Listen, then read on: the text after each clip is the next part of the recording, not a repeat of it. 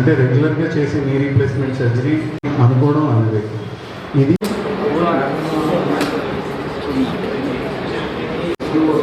ఇది మన normal articular cartilage normal joint sir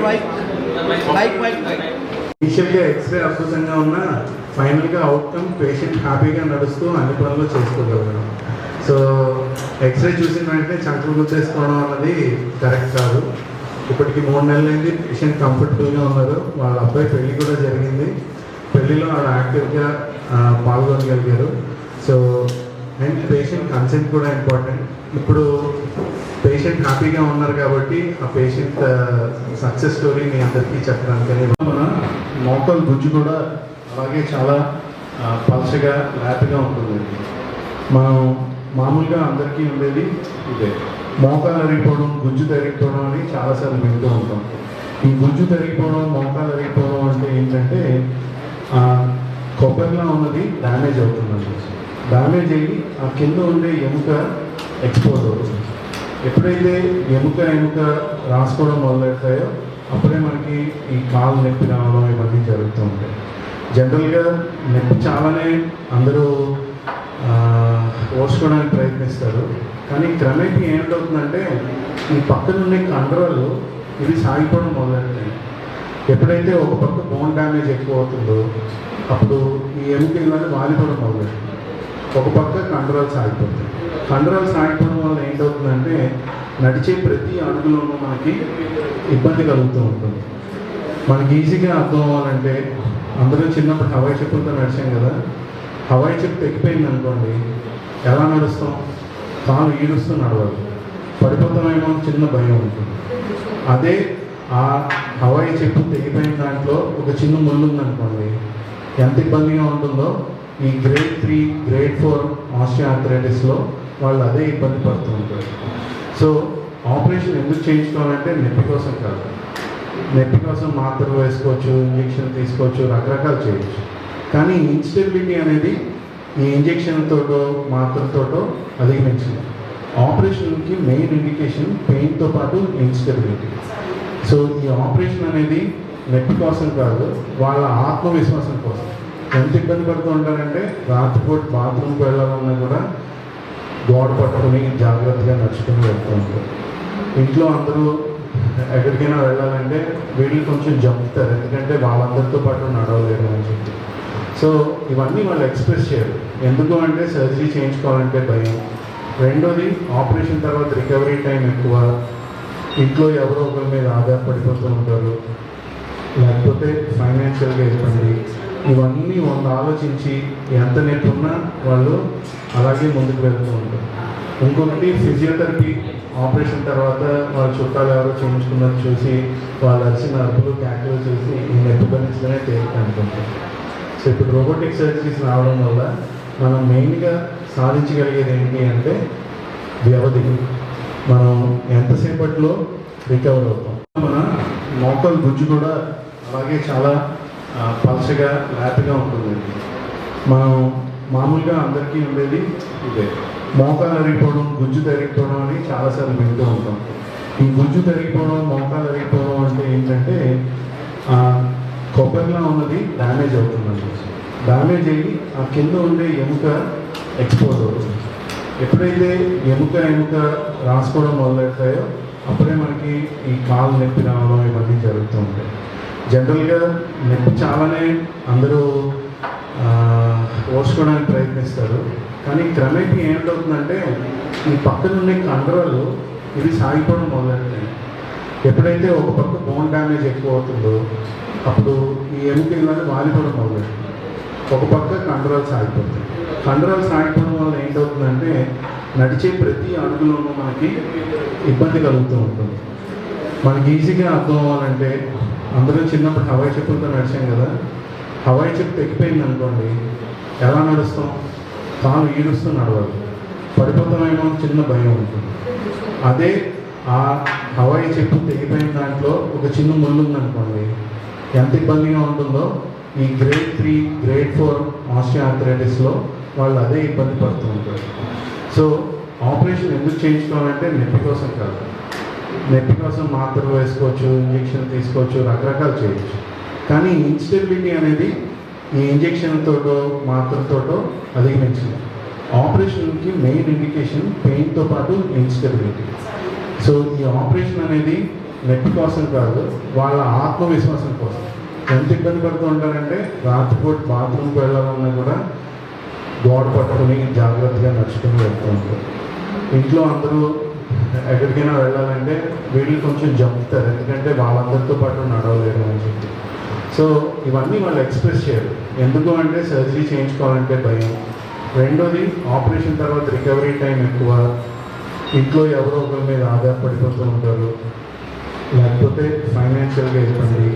ఇవన్నీ వాళ్ళు ఆలోచించి ఎంత నొప్పి ఉన్నా వాళ్ళు అలాగే ముందుకు వెళ్తూ ఉంటారు. ఇంకొకటి ఫిజియోథెరపీ. ఆపరేషన్ తర్వాత వాళ్ళ చుట్టాలు ఎవరో చేయించుకున్నది చూసి వాళ్ళు అరిచిన అరుపులు క్యాకులు చూసి ఈ నొప్పి భరించడమే తేలిక అనుకుంటారు. సో ఇప్పుడు రోబోటిక్ సర్జరీస్ రావడం వల్ల మనం మెయిన్గా సాధించగలిగేది ఏంటి అంటే వ్యవధి. మనం ఎంతసేపట్లో రికవర్ అవుతాం. సో జనరల్గా పిల్లలందరూ యూఎస్లో ఎక్కడ ఉంటారు, వాళ్ళు 2-3 వారాలు వీళ్ళతో టైం స్పెండ్ చేయగలరు. ఈ లోపల వాళ్ళ అమ్మగారు రికవర్ అయ్యి వంట చేసి సమ్మర్లో అయితే ఆవకాయ పెట్టి పంపిస్తే హ్యాపీగా వెళ్ళిపోతుంది. సో ఈ రోబోటిక్ సర్జరీ చేయించుకునేది దానికోసం. ఎందుకు ఫాస్ట్గా రికవర్ అవుతారంటే చుట్టుపక్కల ఉండే కండరాలు వాటన్నిటి మీద డిసెక్షన్ తక్కువ ఉంటుంది, సర్జికల్ డ్యామేజ్ తక్కువ ఉంటుంది. అలాగే ఈ రోబోటిక్స్ దేనికి హెల్ప్ చేస్తాయంటే దే టైలర్ ఫిట్. ఇప్పుడు మనం ఒక టైలర్డ్ సూట్ వేసుకున్నాం అనుకోండి, మంచి టైలర్డ్ షర్ట్ వేసుకున్నాం అనుకోండి, ఆర్ మనం చెప్పులు బాగా పెద్ద సైజ్ చెప్పు వేసుకున్నా ఇబ్బంది పడతాం, చిన్న సైజ్ చెప్పు వేసుకున్నా ఇబ్బంది పడతాం. కరెక్ట్గా మనకి ఫిట్ అయ్యే సైజ్ వేసుకుంటేనే కంఫర్టబుల్గా నడవగలం. ఈ రోబోటిక్ సర్జరీ మనకి అక్కడ హెల్ప్ చేస్తుంది. It makes our surgery tailor made to each and every patient. ప్రతి పేషెంట్కి వాళ్ళ అనాటమీకి అనుగుణంగా మనం సరైన రీతిలో ఆ ఇంప్లాంట్ని పెట్టడానికి దానికి హెల్ప్ చేస్తుంది. సో అలాగా మనకి రోబోటిక్ సర్జరీస్ హెల్ప్ఫుల్గా ఉంటాయి. ఫైనల్గా అవుట్కమ్ లేదనుకోండి, కాస్ట్ ఎఫిషియెంట్ కాదనుకోండి వాడు. సో ఈ కన్వెన్షనల్ నీ సర్జరీస్ మనకి సునాయాసంగా అర్థం అవ్వాలంటే 2020లో ఐఫోన్ అనుకోండి, ఇప్పుడు ఈ రోబోటిక్ సర్జరీ 2024లో ఐఫోన్. 2020లో ఐఫోన్ ఏమీ చెత్తది కాదు, అందులో మెమరీ తక్కువ, సెక్యూరిటీ ఎన్హాన్స్మెంట్స్ ఇప్పుడు ఎక్కువ ఉన్నాయి. So we are having a better technology now to use. So ఎందుకు ఇవన్నీ మనం వాడాలి అంటే బేసిక్లీ 3 కారణాలు. Short term, long term. Short టర్మ్లో పెయిన్ తక్కువ. రెగ్యులర్ సర్జరీ కన్నా రోబోటిక్ సర్జరీలోని మనం తక్కువ పెయిన్ కిల్లర్స్ వాడతాం. రికవరీ టైం ఫాస్ట్గా ఉంటుంది. యావరేజ్గా 3వ రోజు ఇంటికి వెళ్ళిపోవచ్చు. ఇంటికి వెళ్ళేటప్పుడు మెట్లు ఉంటే మెట్లెక్కి వెళ్ళవచ్చు, ఇబ్బంది లేదు. అండ్ మోర్ ఇంపార్టెంట్లీ ఫిజియోథెరపీ కన్వెన్షనల్ని చేయించుకుంటే ఒక 6 వారాలు 9 వారాలు చేయించుకోవాల్సి వస్తుంది. ఇందులోనైతే ఒక 3 వారాల కన్నా ఎక్కువ చేయించుకోగలరు. మాకు చుట్టాలు ఉన్నారండి, వాళ్ళు 10 రోజులే ఫిజియోథెరపీ చేయించుకున్నారు మామూలుగా అంటే కరెక్టే. కొంతమంది పేషెంట్స్ ఉంటారు అవుట్లెట్స్, అందరూ యావరేజ్గా ఎంత టైంలో రికవర్ అవుతున్నారు అన్నదే మనకు తెలుస్తుంది. సో యావరేజ్గా ఒక 4 to 6 weeks రికవరీ టైం అందులో ఉంటే ఇందులో ఒక 2 to 3 weeks time. So first pain తగ్గుతుంది, సెకండ్ మనకి రికవరీ టైం తక్కువ. ఎంత గొప్ప ఇంప్లాంట్ వేసినా ఫైనల్గా ఫిజియోథెరపీ చేయకపోతే నీ రీప్లేస్మెంట్ సర్జరీ ఉపయోగం లేదు. ఈ సర్జరీ ఎందుకు చేయించుకుంటారు? జస్ట్ నొప్పి తగ్గడానికి కాదు కదా, ప్రీవియస్ యాక్టివిటీ లెవెల్స్ అన్నీ చేసుకోండి. ఇదివరకు ఎంత యాక్టివ్గా ఉండేవారో వాళ్ళ ఆ ప్రీవియస్ యాక్టివిటీ లెవెల్స్, అంటే వాళ్ళు తీర్థయాత్రలకు వెళ్ళగలగాలి, వాళ్ళ పిల్లలు అమెరికాలో ఉంటే అమెరికా ట్రావెల్ చేయగలగాలి. ఈ పనులన్నీ చేయడానికి ఈ ఆపరేషన్ చేయించుకునేది. ఇది life style modification surgeries. So ఇప్పుడు హార్ట్ అటాక్ వచ్చింది అనుకోండి, అది లైఫ్ థ్రెటనింగ్. కంపల్సరీ చేయించకపోతే నెక్స్ట్ డే మనం ఉంటాం అనుకుంటుంది. ఈ మోకాలు మార్పిడి అనేది అలాంటిది కాదు, it is a life style enhancement surgery. So ఇవన్నీ కంఫర్ట్ కోసం చేయించుకునేది, బెటర్ క్వాలిటీ ఆఫ్ లైఫ్ కోసం చేయించుకునేది. అందుకని వీటిల్లోని రికవరీ ఫాస్ట్గా ఉండదు.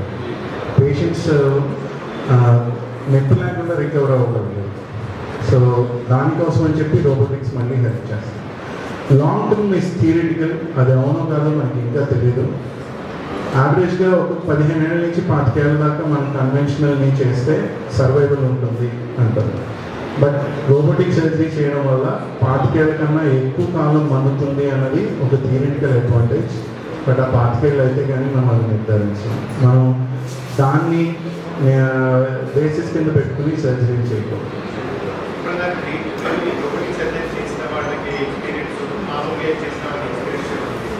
సో వెరీ ఇంపార్టెంట్ క్వశ్చన్ అండి.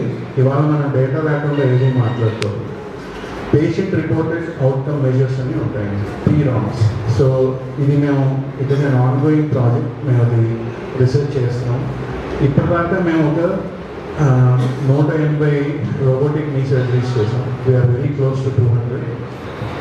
అలాగే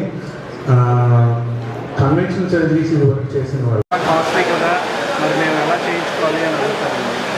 కానీ మీకు చాలా సులువుగా దీనికి సమాధానం చెప్తాను. మామూలు ఆపరేషన్ చేయించుకున్నప్పుడు మనం సుదీర్ఘంగా ఫిజియోథెరపీ అది చేయించుకోవాలి. అంటే ఒక 6 వారాల దాకా ఫిజియోథెరపీ చేయించుకోవాలి. ఇందులోనే ఒక 10 రోజులే ఫిజియోథెరపీ చేయించుకోవాలి. సో మీకు ఈ 40 రోజులు ఫిజియోథెరపీ కాస్ట్స్ ఏవైతే అవుతాయో మీకు రోబోటిక్ సర్జరీకి అయ్యే కాస్ట్స్ కూడా అవుతాయి. సో ఒక విధంగా చూస్తే మీకు ఎక్స్ట్రాగా డబ్బులు ఏమీ ఖర్చు అవ్వదు. బట్ ఏంటంటే మనం ఆలోచించామనుకోండి ఇలా ఇబ్బంది ఉండదు. అలా కాకుండా మనం జస్ట్ ప్రైస్ టు ప్రైస్ చూస్తే దానికి దీనికి 10% తగ్గడం అవుతుంది. బట్ ఈ 10% మనం యాక్చువల్గా రికవర్ అవుతుంది.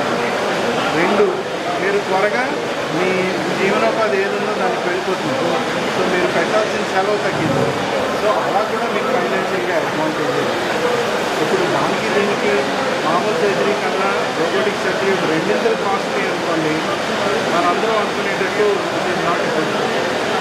ఇంకొకటి చెప్తాను, ఈ రోబోటిక్స్ బోగస్ పనిచేయవు అని చెప్పి కమెంట్ చేస్తాను.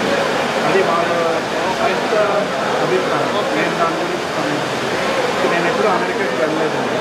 నేను ఇక్కడే ఉండి అమెరికా లేదు, ఇది బాగొద్దా, అది అందరూ ముఖ్య దేశంగా అదంతా ఎడారేటా అని నేను అన్నారనుకోండి. అదంతా నేను రోబోటిక్ సర్జరీ చేయకుండా రోబోటిక్స్ పనికిరావు అన్నది కూడా అంతే అభివృద్ధి. అలాగే ఇంకొకటి కూడా ఈ రోబోటిక్ సర్జరీస్ అన్నీ ఇందాక చెప్పినట్టు లైఫ్ స్టైల్ మోడల్. అంటే enhance your life, you have a better quality of life is surgeries. So robotic surgeries are safe.